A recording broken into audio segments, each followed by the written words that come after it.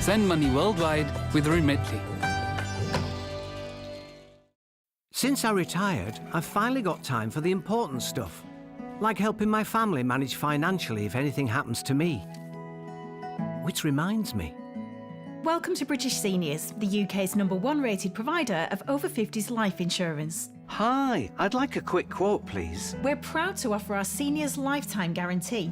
With 100% of claims having been paid, we guarantee your premiums will never go up and that you'll speak to one of our specialists in the UK. UK residents aged 50 to 80 are guaranteed to be accepted. Depending on your age, your loved ones can get a cash payout up to £10,000. And that money could help with my funeral costs, or as a gift for my granddaughter. I'll do it. Plus, when you sign up, you'll receive a £135 gift card and free 24/7 GP advice and health services. Be proud to protect your loved ones with British Seniors. To get a free quote today, call our UK team on 0800 977 6843 or visit britishseniors.co.uk.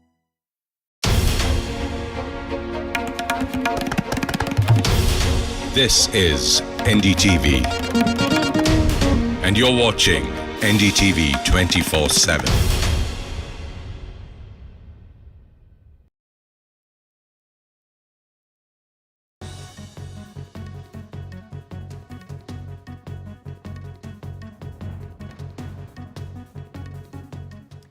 Welcome to NDTV's World Report. Let's begin with the US President Donald Trump, who strongly condemned the brutal killing of Chandramouli Bob Naga Malia, an Indian origin motel manager who was beheaded in Dallas.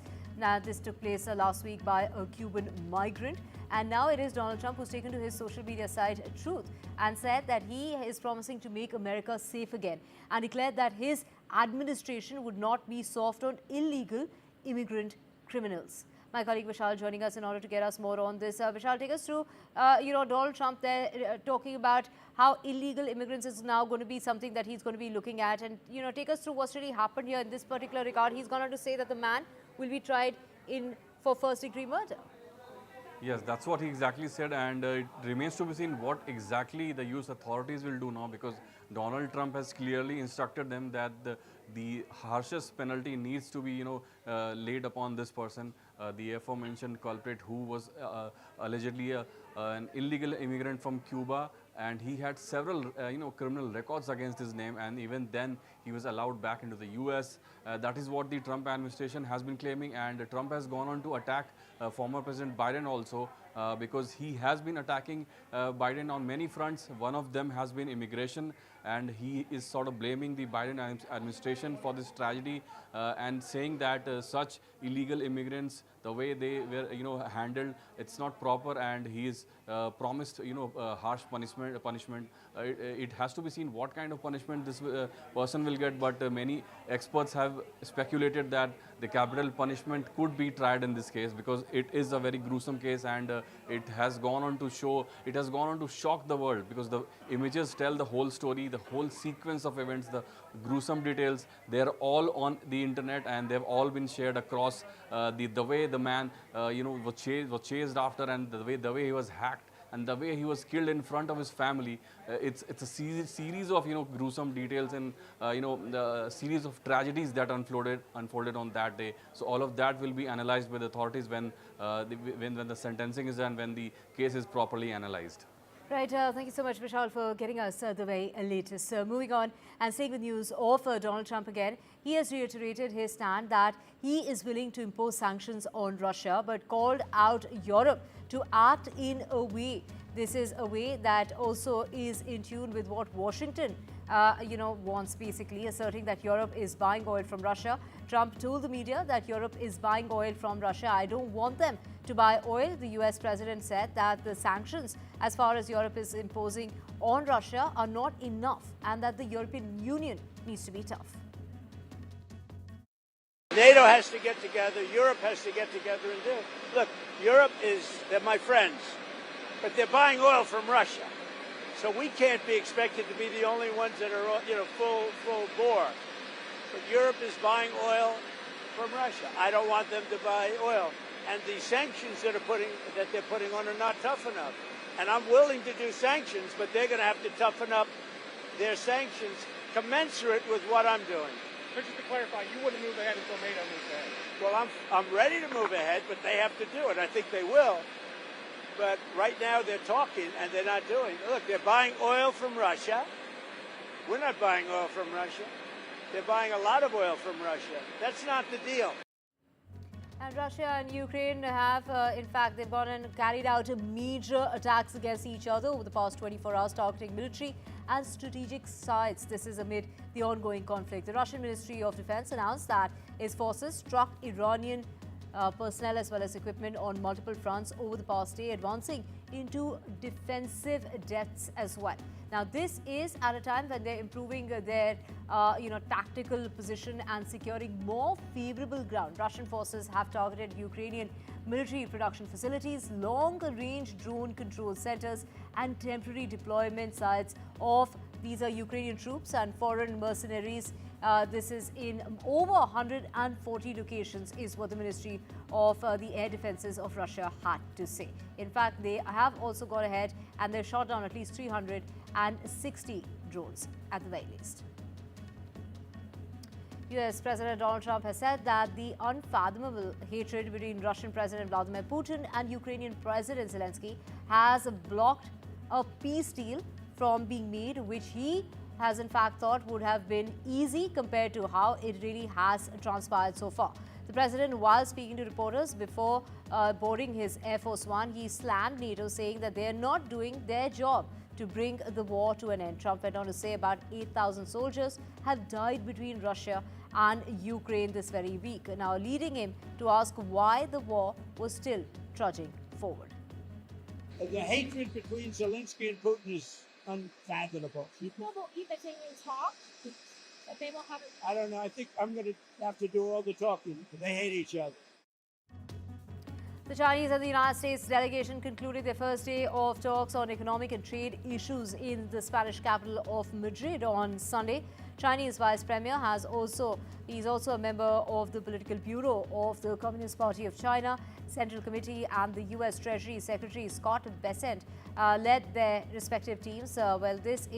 Both were welcomed by Spain's Foreign Minister at the Santa Cruz Palace, and this is from Sunday to Wednesday. The two sides will discuss issues such as U.S. unilateral tariff measures and the abuse of export controls and TikTok. That is what a spokesperson from China's Ministry of Commerce had to say. Utah Governor Spencer Cox has said that Charlie Kirk's alleged killer is refusing to cooperate with investigators and has not admitted to carrying out the shooting. The 22-year-old suspect, Tyler Robinson, was arrested roughly 33 hours after that shootout that took place. Do remember there was a bullet that went through the neck that killed Charlie Kirk. This is the 31-year-old right-wing activist, a close ally of Donald Trump, who was fatally shot on Wednesday last week. Now, this is, of course, the authorities are going on to say that there are people who are close to him. In fact, they are the ones who are assisting the authorities with the investigation. But this man, the suspect, refuses to cooperate. Boyfriend, the roommate, is cooperating with investigators. What specifically have you learned from this individual, and is the suspect cooperating?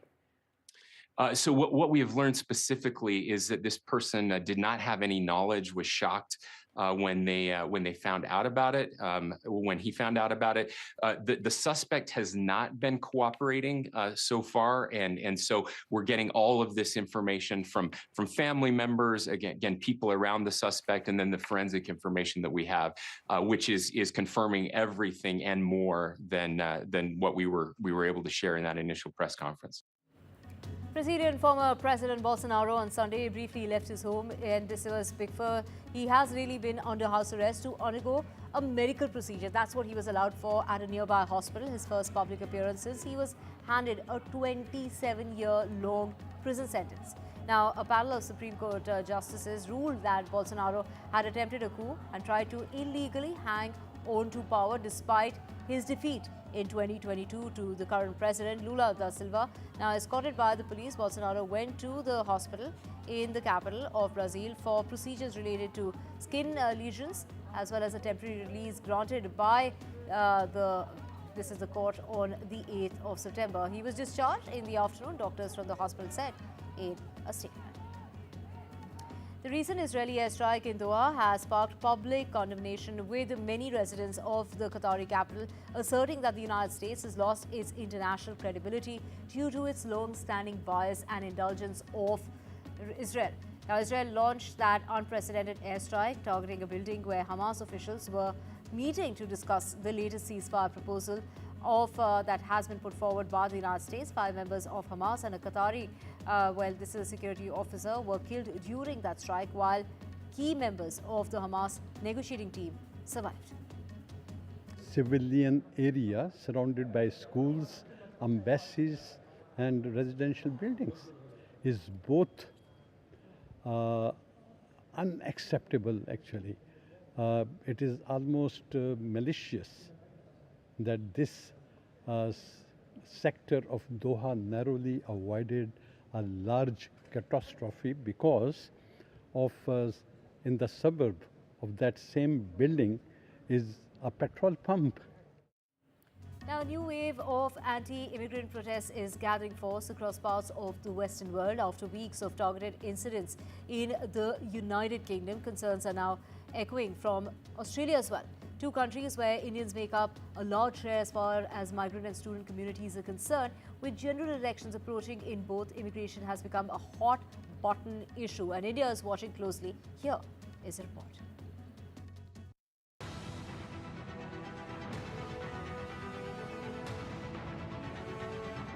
It began quietly, then intensified. More than 110,000 demonstrators flooded central London in a massive anti-immigration protest, described by analysts as the UK's most significant far-right mobilisation in modern times.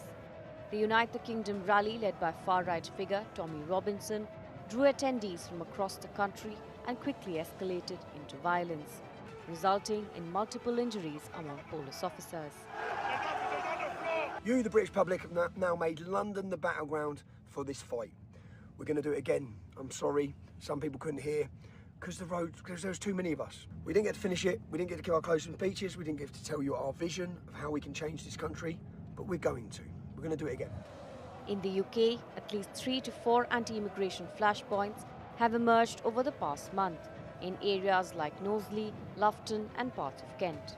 Protesters have rallied outside migrant housing facilities, alleging strain on public resources. But critics say the anger is being fueled by nationalist rhetoric and pre-election politics. With over 1.2 million Indians in the UK, including doctors, engineers and students, the tone of the discourse is raising alarm. Indian professionals form the backbone of sectors like healthcare, tech, yet face growing hostility on the ground. Islam has already been, at the heart of many of these conversations, but it will not restrict itself to people from Islamic background. I think any outsider will become, any quote-unquote outsider who's seen as an outsider in a society will become a target. So Indians, I'm afraid, will also bear a lot of this, a lot of the brunt of these activities. While the UK grapples with rising tensions over immigration, similar unrest is now unfolding halfway across the world in Australia, where Indian migrants and students are also facing increasing hostility. The trigger: complaints about overcrowding, housing shortages, and the influx of international students, many of them Indian. Indian students who contribute billions to Australia's education economy suddenly found themselves caught in a storm of public resentment. The cost of living crisis has heightened public frustration, often unfairly directed at immigrant communities. With crucial elections on the horizon in both the UK and Australia, political parties are using nationalist messaging to gain support. Meanwhile, misinformation about migrants spreads rapidly, further deepening divisions and fears. But the backlash isn't going unchallenged. Civil rights groups and migrant advocates in both countries are calling out scapegoating, urging governments to differentiate between legal migration and fear-mongering. India is paying close attention because it is the largest source of migrants to both Australia and the UK. Indian students contribute over $6 billion annually to Australia's economy. In the UK, Indian professionals play a vital role in sectors like NHS and technology. Any worsening of anti-migrant sentiment could strain India's important strategic ties with these countries. From London to Melbourne, the political climate is shifting and migrants are increasingly in the crosshairs. For India, this isn't just a foreign policy issue. It's about safety, dignity, and future of millions of its citizens abroad. As the protests grow, the question is, will politics trump partnerships? NDTV World, Bureau Report.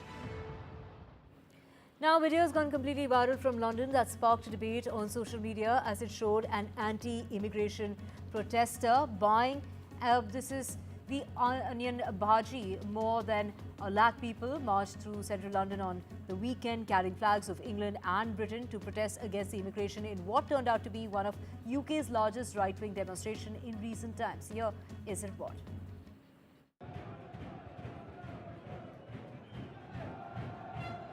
Friday saw massive protests in central London. Placards, slogans, and strong sentiments against immigration. But what caught public attention was a brief moment of irony.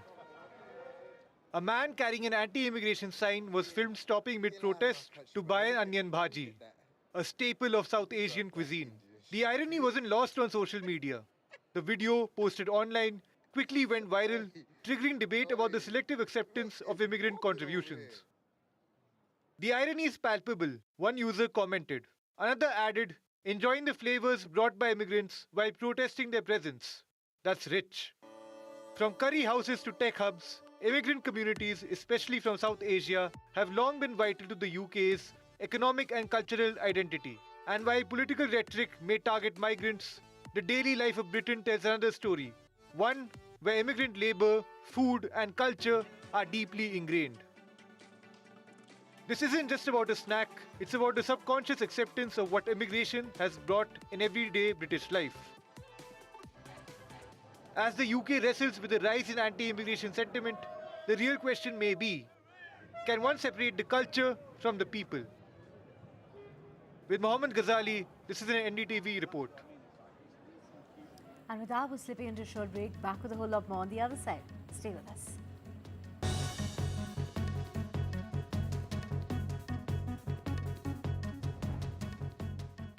Rajasthan is history, culture, and much more.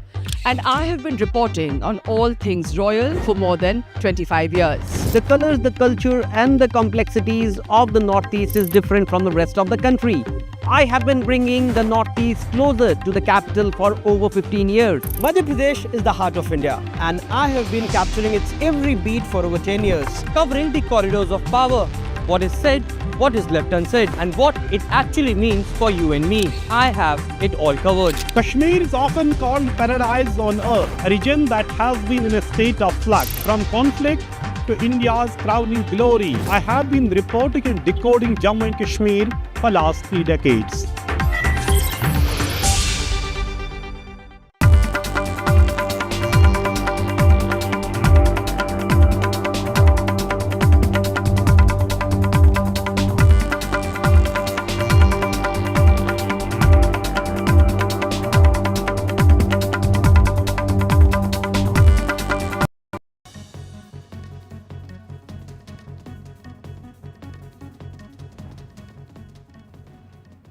Welcome back. Now, according to tracking website downdetector.com, Elon Musk's satellite internet service, this is Starlink, was back online for most users after a brief outage that took place earlier today. The number of US users reporting issues fell below 1,000 as of 1:15 a.m. from that peak of more than 43,000 users. The platform tracks outage by collating status reports from multiple sources.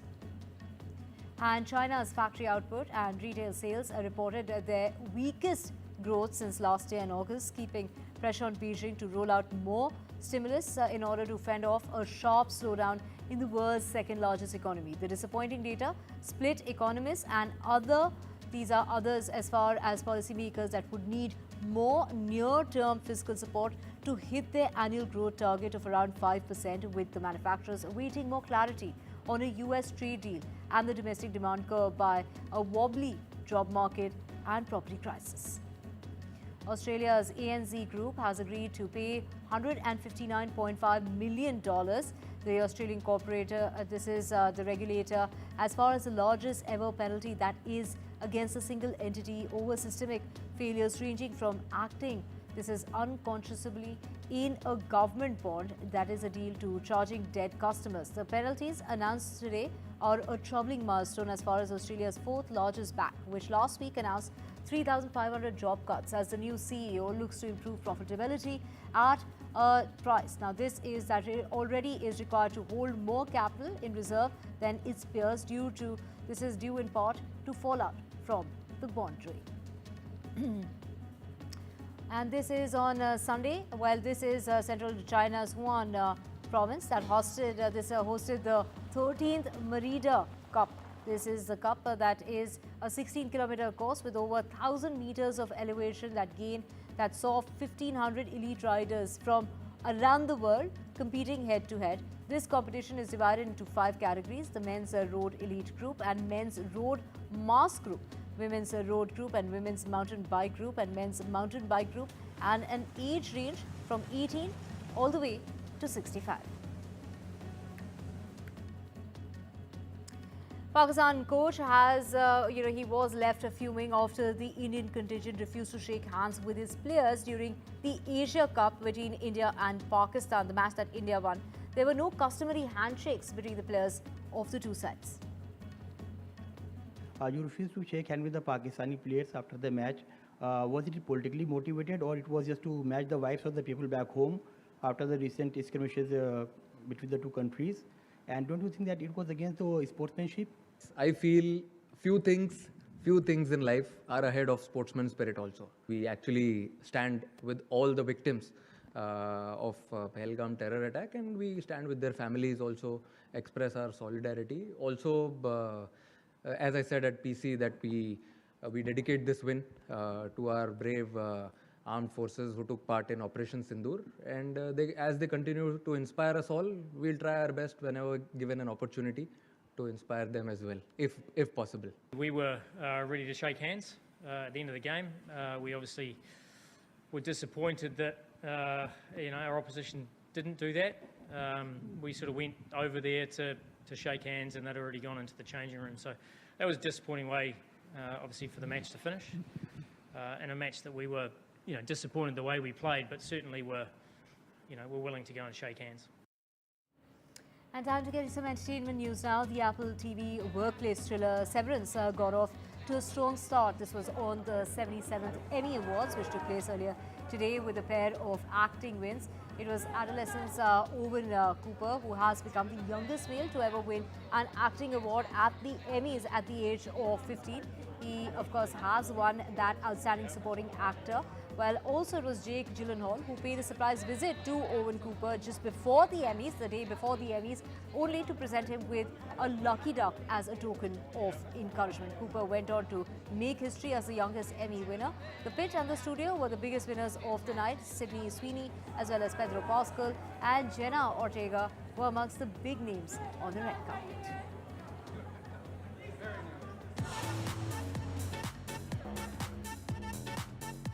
Hollywood's biggest night for television glittered at the Peacock Theatre in Los Angeles, as the 77th Primetime Emmy Awards celebrated the best on the small screen.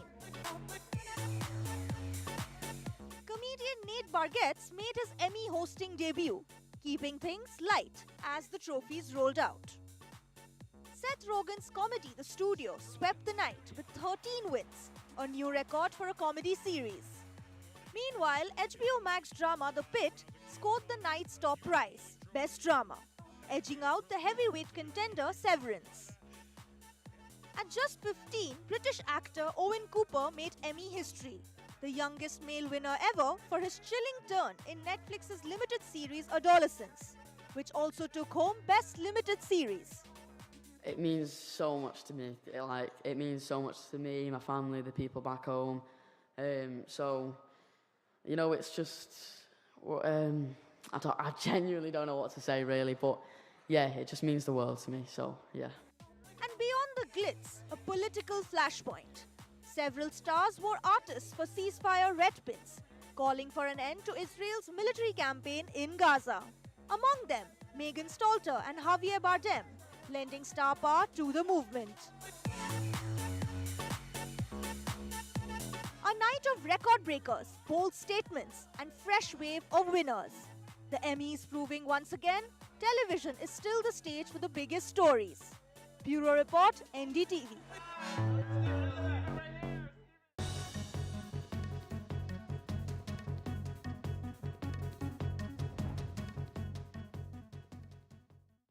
And here's the dining room. There's a lovely garden, plenty of room for a trampoline. It's beautiful. Our relationship with money is formed from a young age. Nice to meet you both. Well, we've seen a house we really like. That's why we're here to help you take control and find a mortgage that suits you, whether you're buying, moving, or looking for a better rate.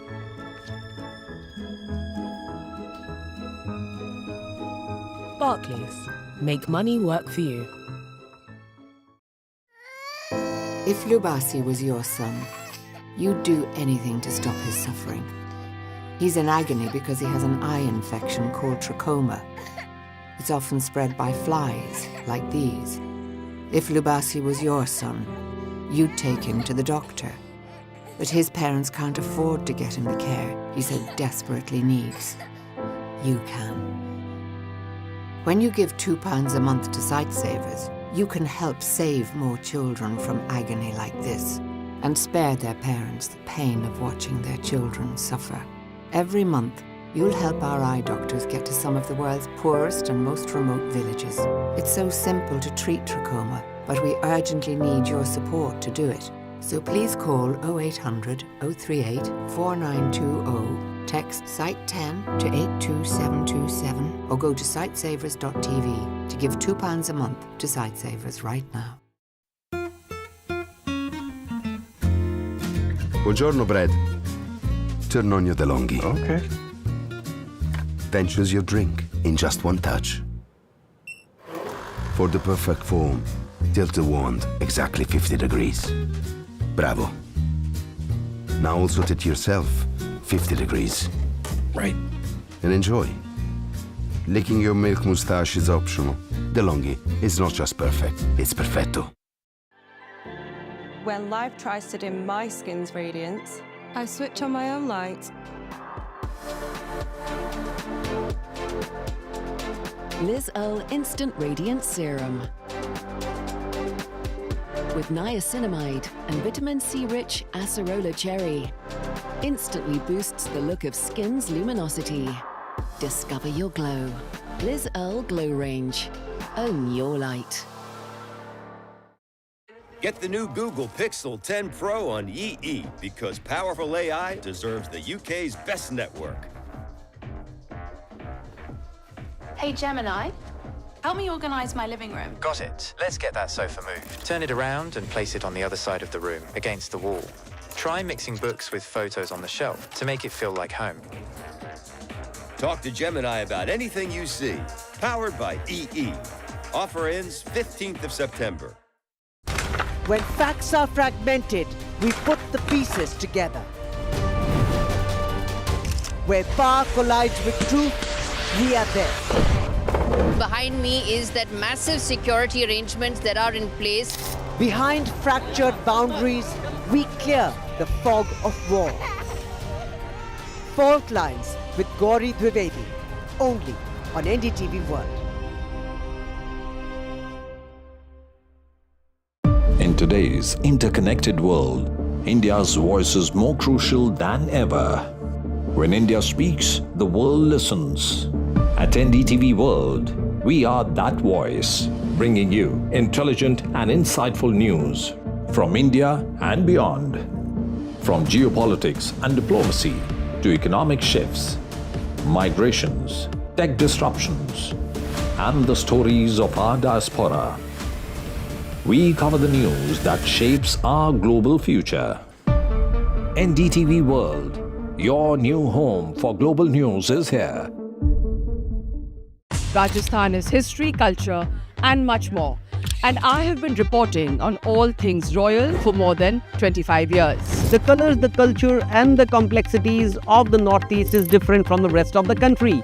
I have been bringing the Northeast closer to the capital for over 15 years. Madhya Pradesh is the heart of India, and I have been capturing its every beat for over 10 years, covering the corridors of power, what is said, what is left unsaid, and what it actually means for you and me. I have it all covered. Kashmir is often called paradise on earth, a region that has been in a state of flux from conflict to India's crowning glory. I have been reporting and decoding Jammu and Kashmir for last 3 decades.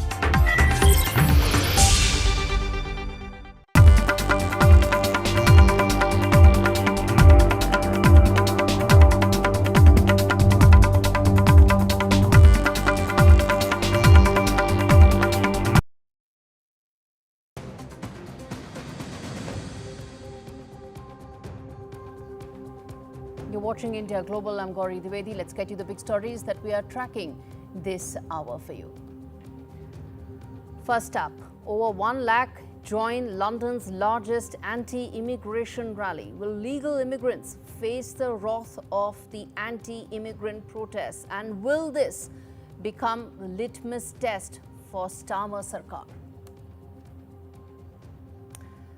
Nepal is set to hold its parliamentary polls on the 5th of March. Roads set for the transition to democracy in Kathmandu, even as questions remain as far as Bangladesh is concerned, where second university poll has been swept by radical Islamist group. What lies ahead in Dhaka, even as the treacherous road to democracy in Nepal we decode. No corn, no deal. That's the word coming in from the US. Will the corn become the major thorn as far as thrashing a trade deal between India and the US is concerned? We tell you more as Howard Lutnick, the man who many call as Trump's bully-in-chief, warns India to take the GM crops and GM corn. India-Pakistan Asia Cup handshake row escalates. Pakistan protests India's refusal to shake hands. Adolescents, the studio and the pit dominate Emmy Awards. Adolescents is Owen Cooper, youngest male acting winner.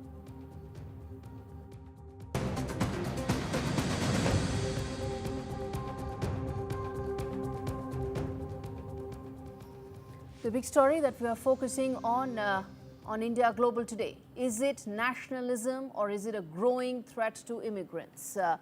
Dubbed as Britain's largest free speech festival, this and in fact, the Unite the Kingdom rally was perhaps the country's largest anti-immigrant protest in recent history. Thousands, in fact, the BBC said 1.5 lakh people had gathered by one man, far-right activist Tommy Robinson, chanting slogans, "We want our country back," and "Send them home." That's what those chants were all about. The demonstrators also chanted crude refrains about UK Prime Minister Keir Starmer, saying "Starmer a wonker," and also shouted messages of support for Charlie Kirk, the man who was killed this week. Tommy Robinson showed his solidarity, and which is the reason why this protest came about. Elon Musk, the man who's, well, for some strange reason, isn't in the news so much these days. He also slammed the UK government, calling for the fall of the Starmer government. Immigration claims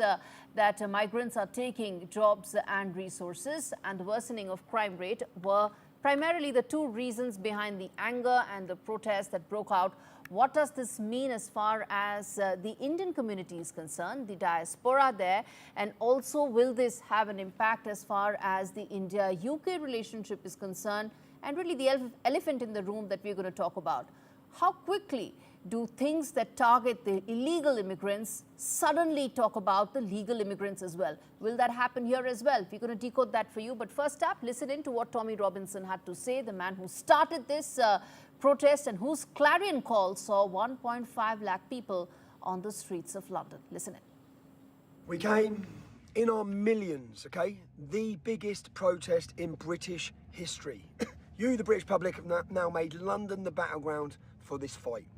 We're going to do it again. I'm sorry, some people couldn't hear because there was too many of us. We didn't get to finish it. We didn't get to give our closing speeches. We didn't get to tell you our vision of how we can change this country, but we're going to.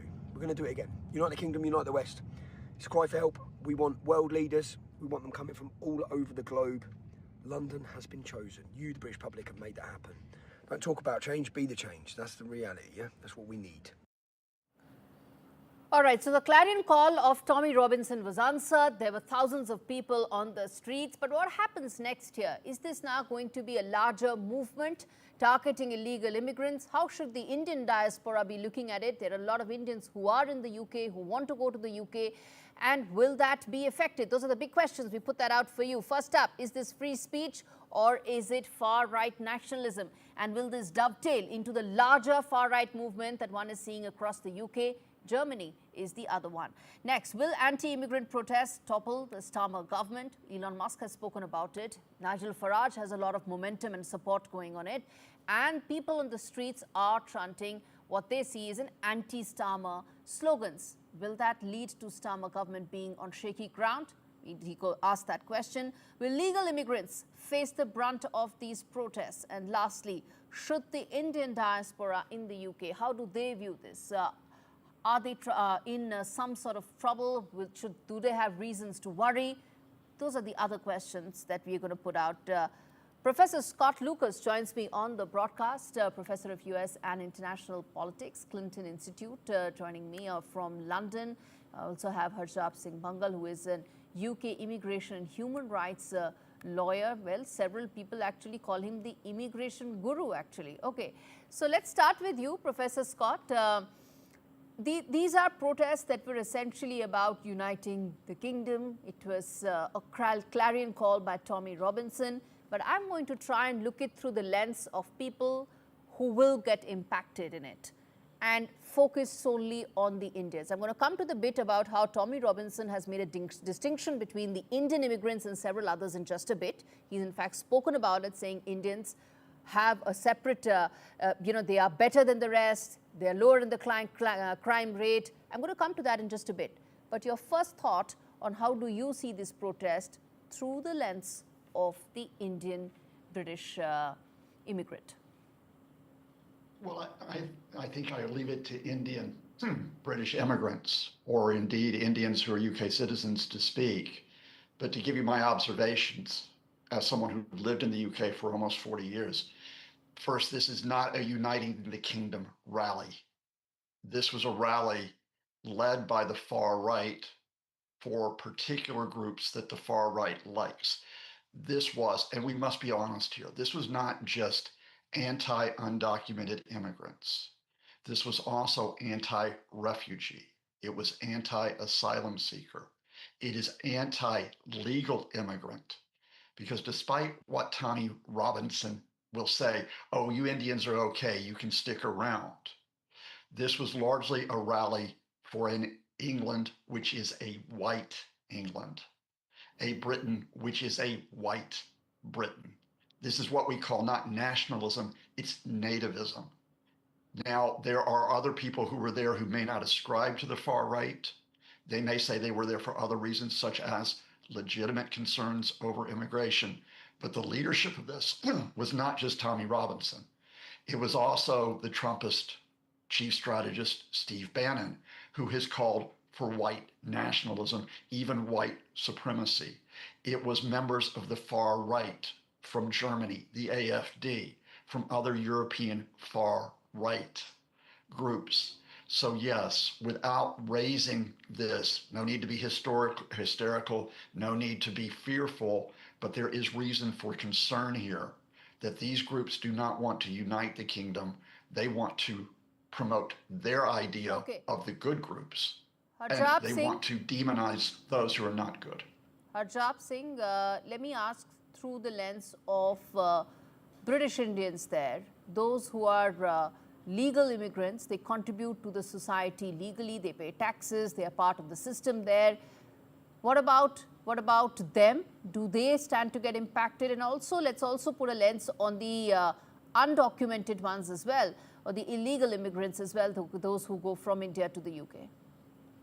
Yes, I think I agree with a lot what the professor has to say, and the fact that this is a far-right movement funded by the far-right. And now, it's very important to say that everybody there was not far-right, but they are definitely, the far-right is attempting to influence them by painting people who don't look like them, don't talk like them, don't have the same customs like them, as outsiders. And for British Indians as well, it's a matter of concern, because many of those people who are marching as well do believe that even people like myself who are born and bred in the UK shouldn't be here. You only have to look at X, formerly known as Twitter, to see the amount of vile comments made towards British Indians on there.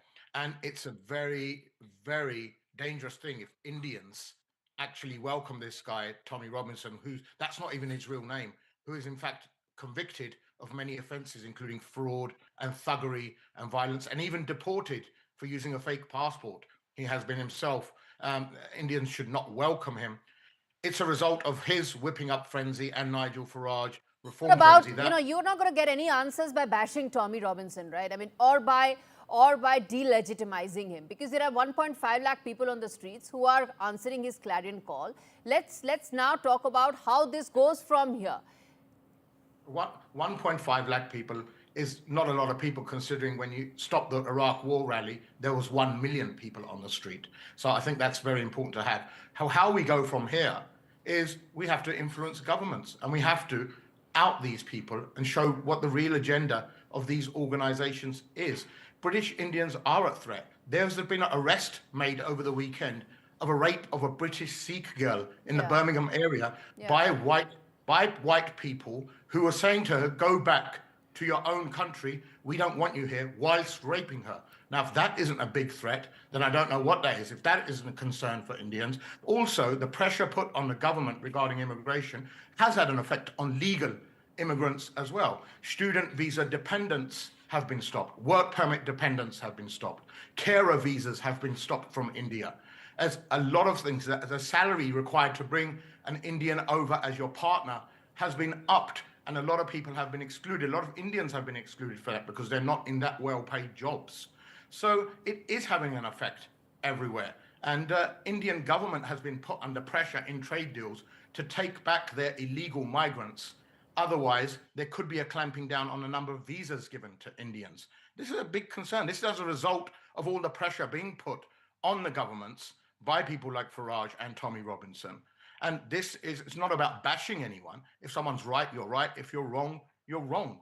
How people, who have descended from migrants themselves are now calling and attempting to divide and rule. This is in fact what it is. It's trying to play Indians off against other migrants, European migrants off against Indian migrants. This is what's happening, in fact, and the agenda is. Speaking about that Sikh woman and racist attacks, Professor Lucas, do you see those increasing going forward?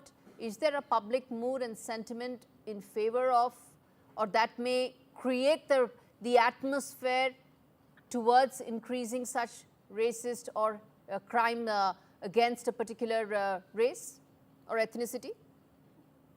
Regrettably, when you get, under the guise of free speech, when you get hate speech, when you get this poison that's not just by individuals like Tommy Robinson, but indeed on certain national UK television stations that's, let's be honest here, work for the Reform Party. When you get that poison spread, it does raise the risk of attacks.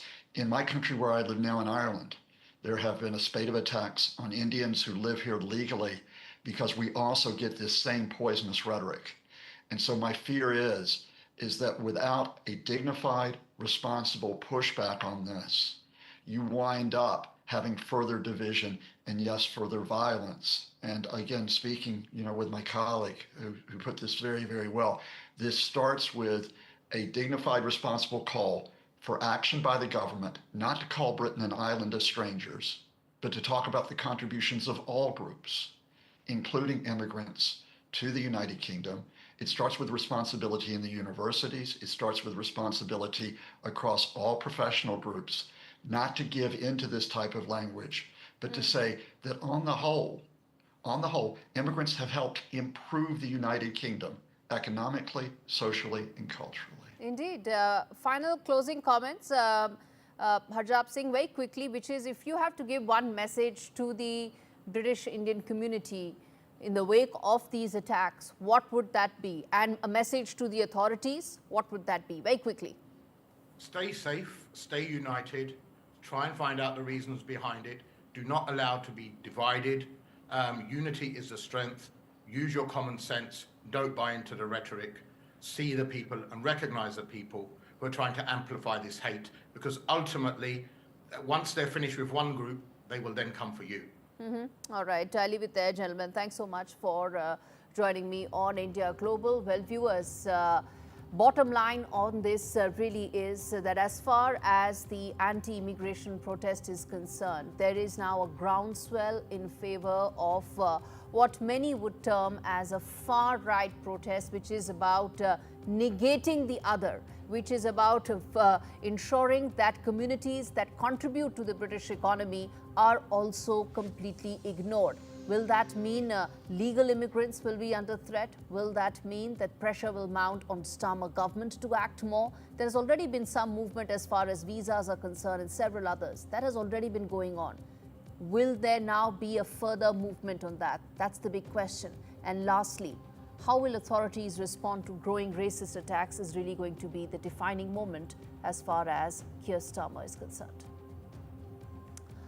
All right, viewers, even as we speak about these racist attacks, don't forget there's been a viral video that's come from London which has sparked a huge debate on social media. You have an anti-immigration protester actually buying onion bhaji from one of those outlets that are owned by the Indian community. And that just sums it up for you that this is what integrated society is all about. And these protests are negating all of that.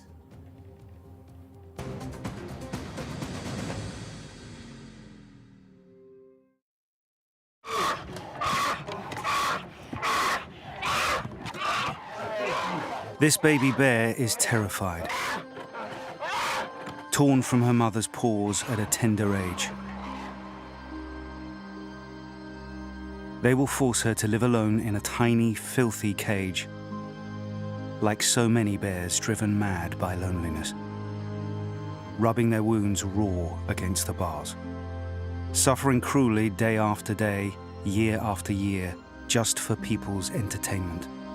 Four Paws found little Potap crammed into a tiny, squalid cage. He'd been there for almost 9 years, lonely and isolated. There are so many more young bears who need your help. Please call 0800 038 0496 or text BEAR5 to 70800 to give £3 a month via your mobile phone. Every month, your £3 could help us free more bears. Help give bears the veterinary care they need and help them live happy, healthy lives in the freedom of our natural sanctuaries.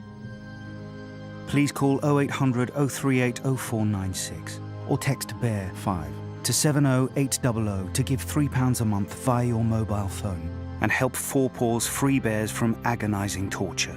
Please, don't leave these bears to suffer for a single day more. Unexpected expense. Drafty's got your back. Borrowing £100 for a month costs less than £6. Apply at drafty.co.uk. It was so painful to watch. I sat there and I held her hands. She just went.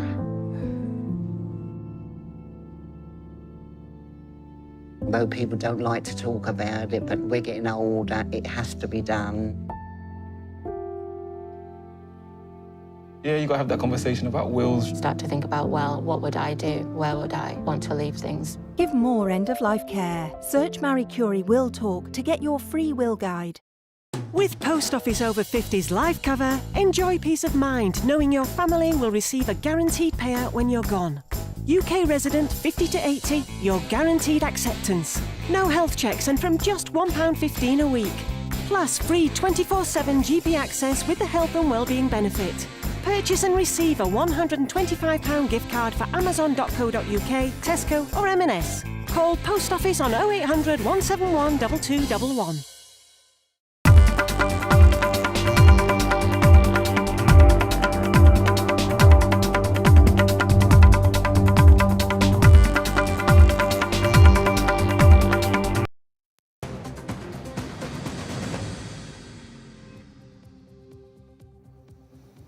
Welcome back. Let's get you the other big story that we are tracking on India Global. Well, that is regarding yet another reason for a fresh thorn as far as the India-US talks are concerned. This time, it is over corn. As US Commerce Secretary Howard Lutnick has said that Washington claims that India is taking advantage of the US market, saying India sells everything to the US but will not buy its corn, not even one bushel of corn. That's what he said, asserting that New Delhi just bring down tariffs or face a tough time doing business as far as the US is concerned. And let's tell you, viewers, why is it that India cannot succumb to A, it cannot succumb to these strong arm tactics, and B, why corn could actually mean a huge deal breaker for this trade deal. Now, first and foremost, US has said to India that you buy our corn or you lose market access.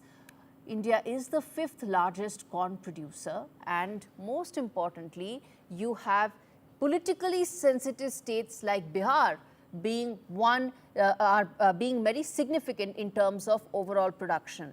Bihar is there, UP is there, that is the other part of it, which is why it's politically sensitive and what happens to our farmers. Let's move ahead and tell you why is it that this is important. Largely, we are self-sufficient. We also export to other countries. Now, corn actually has a very long chain of residue products. Some of it gets used in ethanol, some of it actually gets exported as it is. So those residue products have a long supply chain, and some of it we export, some of it we use for our ethanol. Now, going forward, with sugar industry really not looking at very large amounts of growth going forward, ethanol is a very substantial part of their future business roadmap, and which is why ethanol becomes the reason why US corn cannot be taken as it is by India. Add to it the fact that it's genetically modified. There are concerns in India that we cannot allow GM corn. It extends to GM soya bean as well.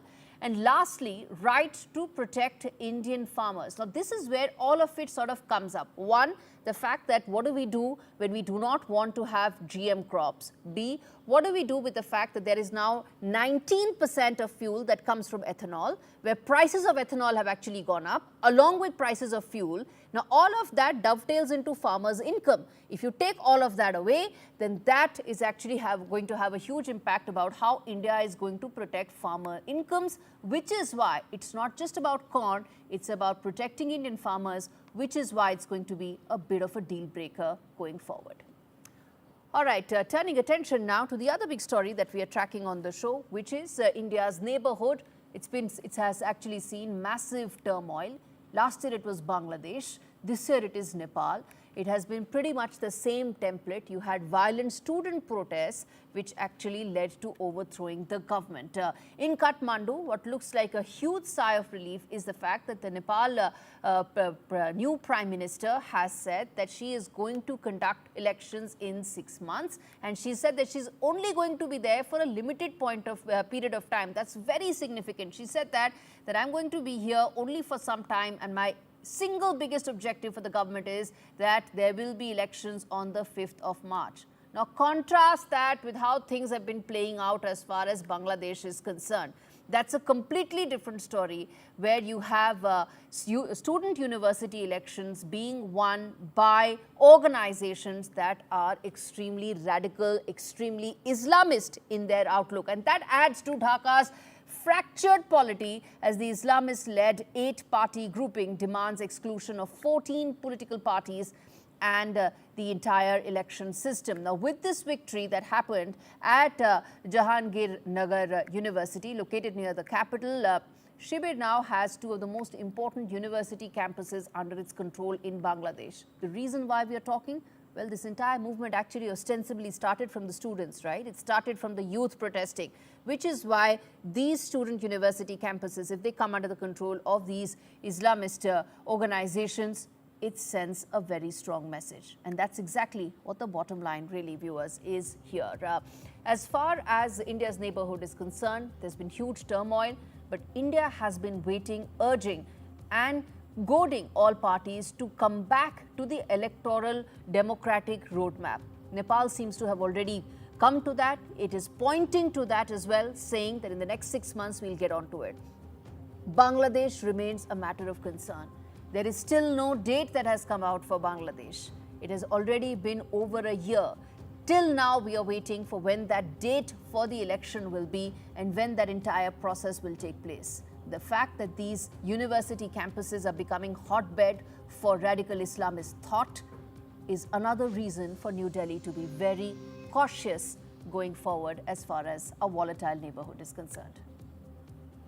Turning attention now to the other big story, US President Donald Trump has now strongly condemned the brutal killing of Chandra, an Indian origin motel manager who was beheaded in Dallas last week. Donald Trump finally had to speak.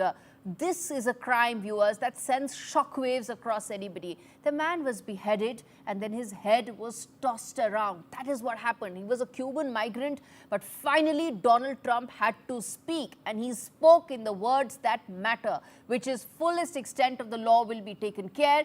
He'll not just be charged in the murder in the first degree, but he also said that enough is enough. You cannot be soft on illegal immigrants. That's the big story. But this is part of now a pattern that's emerging. Unfortunately, there is a 73-year-old Sikh woman who's also been detained by immigration authorities in California. So as I said, there are these two events that you cannot sort of completely detach from each other. The reason for that is you have the Sikh woman who's been attacked and she went for a routine checkup with the agency. There's been protest and concerns among her family and members of the community. That is one aspect of what is happening, which is Harjeet Kaur. And then there is Chandra M., the man who was targeted. We still don't know why. And this is the truth and reality of America that we need to keep speaking about, because the 5 million strong diaspora that exists in America, that's the backbone of the American economy. And those pictures on your screens are the most gory crimes that have been committed against that diaspora in just a matter of days. India Global will keep coming back to you with those details and updates about what really are the American authorities doing about it.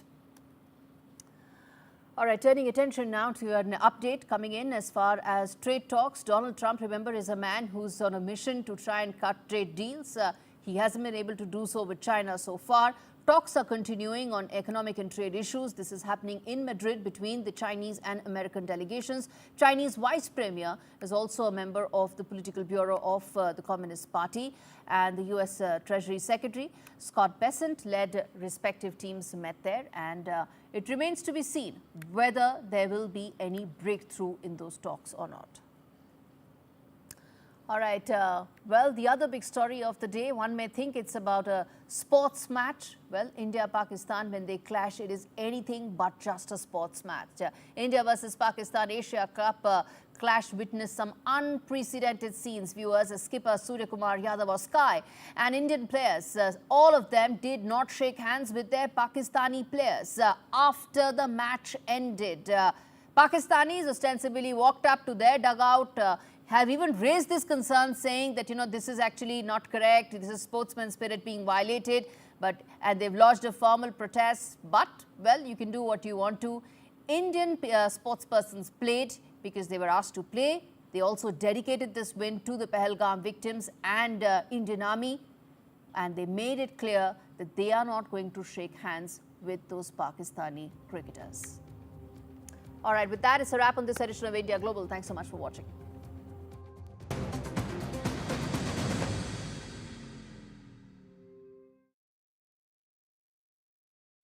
No child should suffer the torture of trachoma, but so many are in pain right now. Nananga's lashes have turned inwards. They rip and tear away at his eyes. Pamelo's sight could be gone forever. He's just 3 years old. Kofanga screams for his mother. His eyes are so infected that he can't even see her. For so many children in the world's poorest countries, trachoma is torture. It's a painful infection often spread by flies, and it's destroying children's eyesight. But it could be stopped if you help today. By calling 0800 038 4926 and giving £1 a week to Sightsavers, you can help make sure children get the treatment they desperately need. You'll help us bring them the medicines and the care that can treat infections. And that means you'll be helping to save children from the torture of trachoma and a life of blindness. Please help us reach them. Call 0800 038 4926. Text C13 to 82727 or go online and give just £1 a week now. Because we need you to help save the sight of children like Nananga. We need you to help save them from the torture of trachoma.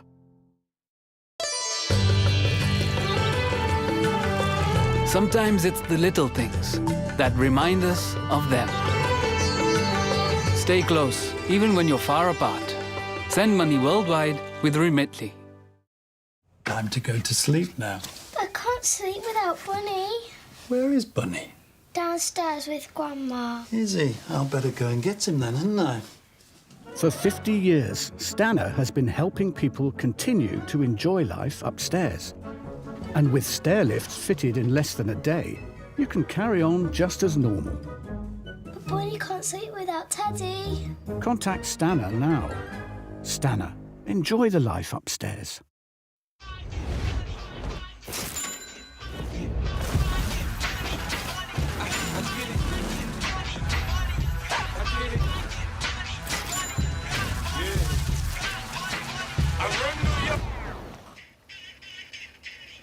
Hello?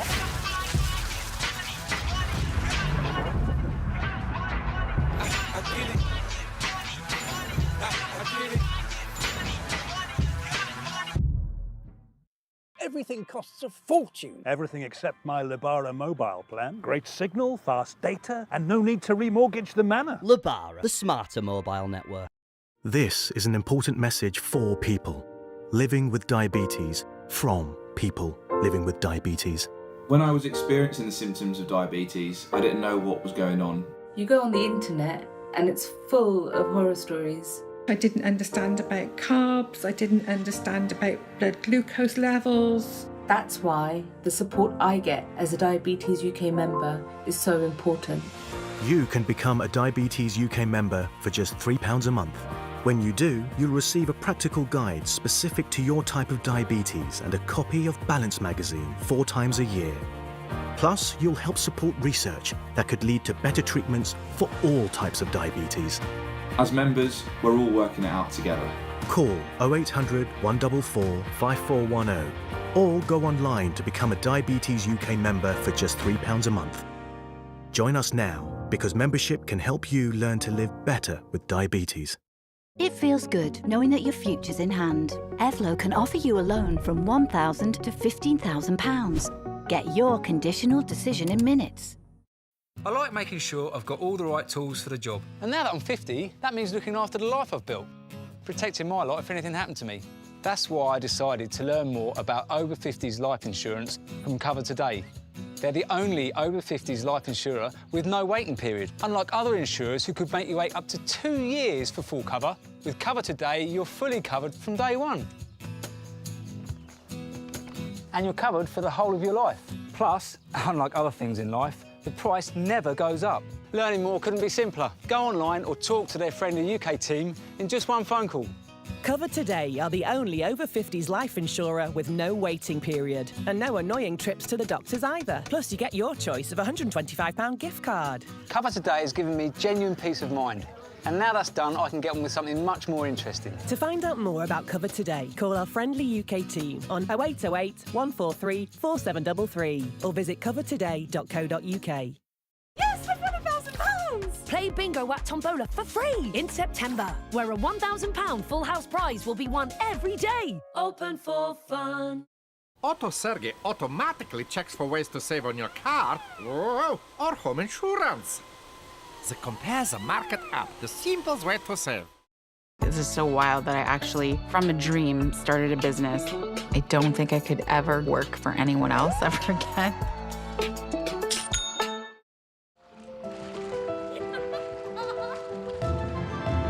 Elevate your everyday with David Lloyd Clubs. Try a 3-month membership today. We all know animals have feelings. They depend on kindness, just like you and me. So imagine how they feel when they're beaten, starved, and unloved. Every minute, the RSPCA is called on to save animals in physical agony and mental torment. It's unbearable to see the pain in their eyes. We refuse to give up on them, but to rescue them from a life of fear, we urgently need animal lovers like you to donate today.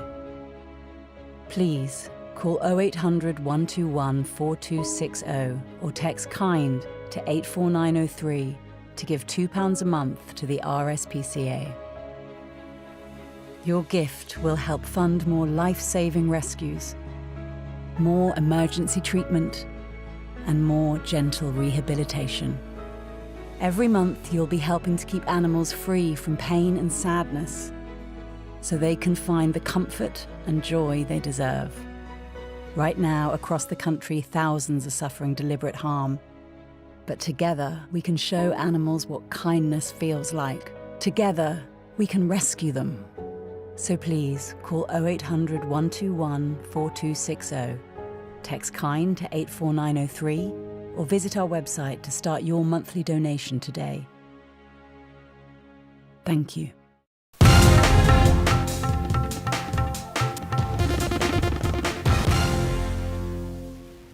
Another in this occasion, ADMK leader Sengotayan and former ADMK leader Sasikala and Open Nesolum reiterates that the call for unified ADMK. We know that a few days back, Sengotayan calls for unified ADMK and set a deadline of 15 days, which ends today. You know that deadline, 10 days, which ends today. In this day, when we asked Sengotayan about what happened to unified ADMK, he said that he expressed the opinion and sentiment of cadre and people. Even the same opinion was expressed by former ADMK leader O. Pannirselvam and Sasikala also. Sasikala said that only unified ADMK can bring back MGR and Jayalalitha governance in Tamil Nadu. United ADMK would be tough, but it is the need of the hour. This is what the development around ADMK so far. நோக்கம் இயக்கம் ஒன்று பெற வேண்டும். புரட்சித்தினுடைய அவர்கள் அம்மாவுடைய ஆட்சி மனதில் இந்த கருத்துக்களை 5ஆம் தேதி என்று பிரதிபலித்தேன். இதை பொறுத்தவரையிலும் தொண்டர்கள் பொதுமக்களுடைய கருத்துக்களை மனதிலே கொண்டு புரிய வேண்டியவர்கள் புரிந்து கொள்ள வேண்டும் என்ற வேண்டுகோளை நான் வைக்க கடைபிடித்திருக்கிறேன். நம் இயக்கம் வலிமை பெறுவதற்கு நம் இயக்கம் 2024 வெற்றி பெறுவதற்கு எல்லோரும் உறுதுணையாக பணிகளை மேற்கொள்ள வேண்டும் என்று வேண்டுகோளை வைத்து விடைபெறுகிறேன். நன்றி. நிராகரிக்கிறதுங்கிறது பொதுவாக ரொம்ப ஈஸியான வேலை. சேர்க்கிறது அப்படிங்கிறதெல்லாம் ரொம்ப கஷ்டமான வேலை. அது டைம் எடுக்கும் சேர்க்கறது. இப்போ நாங்கள்லாம் தலைவர் மறைவுக்கு பிறகு பார்த்திங்கன்னா சேர்த்தே பழக்கப்பட்டுட்டேன் நான். அதனால் இது நிறைய பேர் இதெல்லாம் தெரிஞ்சுக்கணுங்கிறது தான் என்னுடைய ஆசை. இன்றைக்கு அண்ணா அவருடைய பிறந்த நல்நாளை முன்னிட்டு பிரிந்து கிடக்கின்ற அனைத்து இந்திய அன்னார முன்னேற்ற கழகத்தினுடைய சக்தியில் அனைவரும் ஒன்று சேர்ந்தால்தான் மீண்டும் புரட்சித் தலைவர் எம்ஜிஆர் அவர்கள் எந்த நோக்கத்திற்காக இந்த இயக்கத்தை உருவாக்கினார்களோ அந்த இயக்கத்தினுடைய கொள்கை கோட்பாடுகள் கீழ்த்தட்டு மக்கள் மேற்தட்டு மக்களுக்கு இணையாக தங்களுடைய வாழ்க்கை நடைமுறையை கொண்டு வந்து அந்த மக்களுக்கு சேர்த்திட வேண்டும் என்று இருவரும் தலைவர்களும் 50 ஆண்டு கால அனைத்து இந்திய அன்னார முன்னேற்ற கழகத்தினுடைய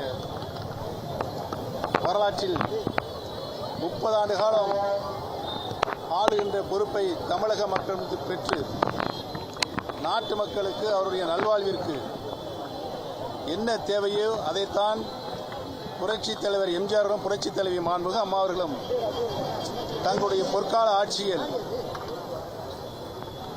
தமிழக அரசிலிருந்து பெறப்படுகின்ற மாநிலத்தினுடைய சொந்த வருவாயை கொண்டு நம்முடைய மாநிலத்தினுடைய அனைத்து மக்களுக்கும் கிடைக்கச் செய்கின்ற And another big development in Tamil Nadu is, that actor turned politician Vijay held a massive rally in Trichy. Following that, the war of words intensified between DMK and TVK chief Vijay. Several leaders of DMK ministers criticized Vijay, saying that the crowd which gathers for Vijay is just to see him as he is an actor. And even one minister claimed that Vijay's speech was so narrow, he failed to speak important issue like SIR and SS related to SSA related funds. Even one minister said he can't be a MGR. Comparing MGR with Vijay is not good for Tamil Nadu. It's such criticism. TVK chief also gave a counter to this, saying that DMK got frustrated over seeing the crowd in the recent rally which was held by Vijay. Vijay also said that very soon TVK will form the government in 2026. This same DMK only instigated hatred against MGR, but this is happening now also. But people understand that DMK, which uses ideology and principle outside, but maintaining close relationship with the BJP. We have reactions from DMK minister. Let's look into that. We are not worried. We do accept that he is a charismatic person, having a lot of influence of the people who are sitting before a screen. That we do agree. But changing this into words has a lot of challenges that we need to understand. People say that when there is a vacuum, somebody comes. But in Tamil Nadu, there is no political vacuum. The leader, the DMK leader, is a person who is being accepted by people across communities or any other barrier. He is a person who is being accepted. So we also have a charismatic leader who can never be so easily challenged by what people think. யாராவது நடிகர் தூத்துக்குடிக்கு வந்தாங்கன்னா எப்படி இருக்கும் கூட்டம்? எப்படி கூட்டம் இருக்குமா இராதா? அதுதான் இருக்கும்.